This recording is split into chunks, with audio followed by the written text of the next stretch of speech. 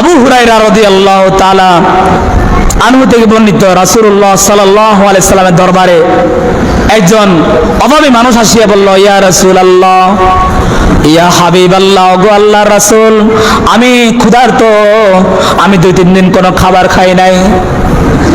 ওই সময় রাসূলুল্লাহ সাল্লাল্লাহু আলাইহি সাল্লাম একজন সাহাবীকে বলল, তুমি আমার স্ত্রীর নিকট যাও, কোনো খাবার খাও কিনা।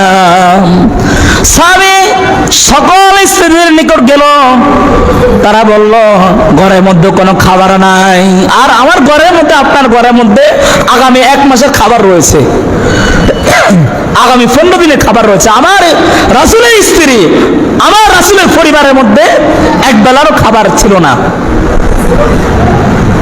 সাহাবী আসিয়া বলল, ইয়া রাসূলুল্লাহ, ইয়া হাবিবাল্লাহ, ওগো আল্লাহর রাসূল, আম্মা জানদের ঘরের মধ্যে কোনো খাবার নাই। রাসূল বলল, গো আমার সাহাবীরা, এই মানুষটি হচ্ছে রাসূলের মেহমান, কে আছো, মেহমানদারি করাতে পারবা? আবু তালহা আনসারী রাদিয়াল্লাহু তাআলা দাঁড়িয়ে বলল, ইয়া রাসূলুল্লাহ, ইয়া হাবিবাল্লাহ, আমি আছি। আনসারী মানুষ আবু তালহা ঘরের মধ্যে মেহমানকে নিয়ে গেল, স্ত্রীকে বলল, গো আমার প্রিয়তমা স্ত্রী, এই লোকটি হচ্ছে রাসূলের মেহমান, এই লোকটি যদি সেবা করতে পারো, রাসূলের সেবা হয়ে যাবে। এই রাসূলকে যদি এই লোকটি যদি মেহমানদারি করাও, রাসূলের মেহমানদারি হয়ে যাবে। ঘরের মধ্যে কোনো খাবার আছে কিনা? ওই সময় আবু তালহার স্ত্রী বলল, শুধু বাচ্চাদের খাবার রয়েছে, শিশুদের খাবার রয়েছে, আমার আপনার জন্য কোনো খাবার নাই। নিজে অভাবী দেখেন, বাচ্চাদের শুধু এক বেলা খাবার আছে। স্ত্রীকে বলল, ওগো আমার স্ত্রী হাত ধরে বলল, তুমি যেভাবে হোক বাচ্চাদেরকে ঘুম পাড়িয়ে দাও, যেভাবে হোক বাচ্চাদেরকে তুমি ঘুম পাড়িয়ে দাও।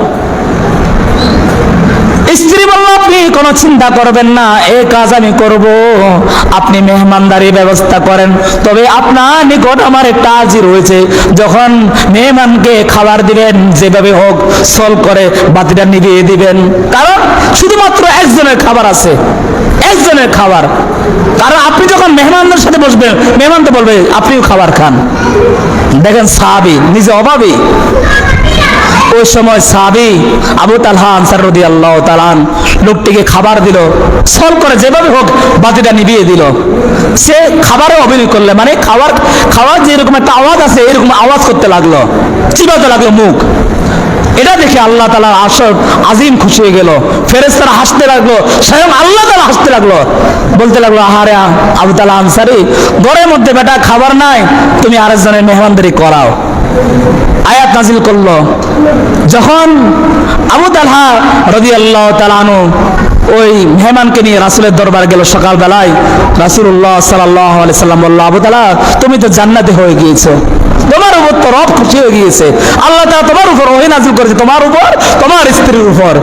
আল্লাহ রাব্বুল আলামিন বলেন, ইউসিরুনা আলা আনফুসিহিম ওয়ালাউ কানা বিহিম খাসাসা, নিজে অভাবী, নিজের নিকট ঘরের মধ্যে কোনো খাবার নাই, শিশুদের খাবার, সে অন্য মানুষকে সে খাবার দেয়, অন্য মানুষের মেহমানদারি করায়।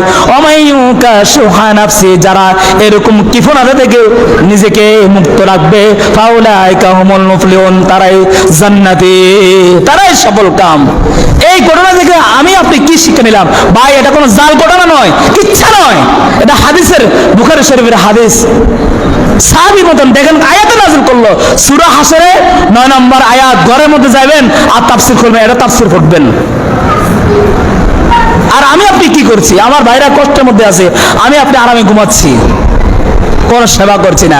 যারা সেবা করে তাদেরকে নিয়ে আমরা টিটকারি করি।